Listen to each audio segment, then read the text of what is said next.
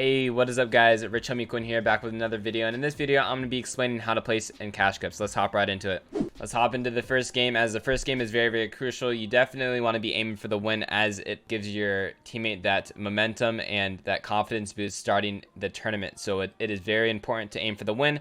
Along with that, you obviously want to get a good amount of kills, and making sure that you land a popular POI for the first game is really important, just so you can get those like 6 kills off spawn, and then you can go into mid game going for pushes off of snipes and just sort of bullying your way throughout the lobby. Once it starts aiming towards that end game though, usually like towards 4th zone, that's when you sort of want to put your brakes on and then just sort of focus on winning the game, because you don't want to grief yourself going into end game losing a player, not being able to reboot, as it makes it a lot more difficult to get kills and also win the game. So there's something I want to talk about is late queues. So people tend to maybe start 10 to 15 minutes after a tournament starts to sort of get into an easier lobby or with weaker opponents, and it makes it easier for higher kill games and also the win. So this is something that's very useful when it comes to solos, just based off of the fact that a lot of people end up running out of games. So making sure that you don't run out of games by starting a little bit later, and it gives you a really good boost to the tournament, but it may put you behind when it comes to team game modes. So it's something that you guys can try out as a trio or as a solo when it comes to cash cups, if you guys do want to decide to late queue or not.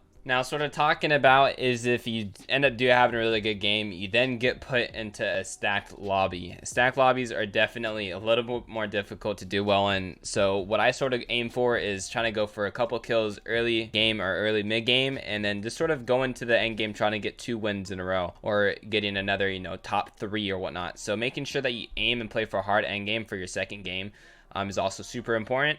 Along with that, you sort of want to go for impacts that will set you up for the end game, such as if you see the RPG player, try to kill them early, or if you don't have any bouncers, sort of play for a drop. But that's the basic gist of it. Is if I usually do good in the first game of a cash cup, I want to do good in the second one.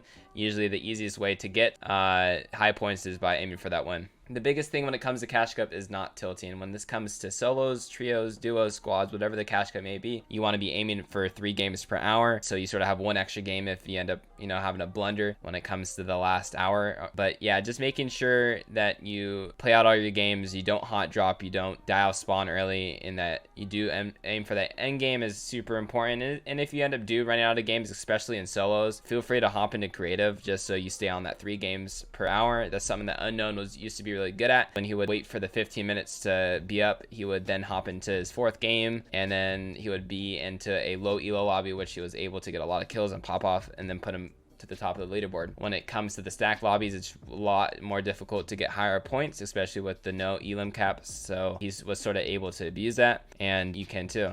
Cash cups are full of griefers at the end of the day. There's tons of people that hop into the game not really caring if they make money or if they place well, so they just end up W keying whoever they see in sight. So this is really important to keep in mind. If you see someone that sort of seems over aggressive, try to stay away from them, try to hide. If they end up trying to push you and you know that they're not going to allow you to rotate out, sometimes you have to take the fight to them and try to end the fight as fast as possible, beating them.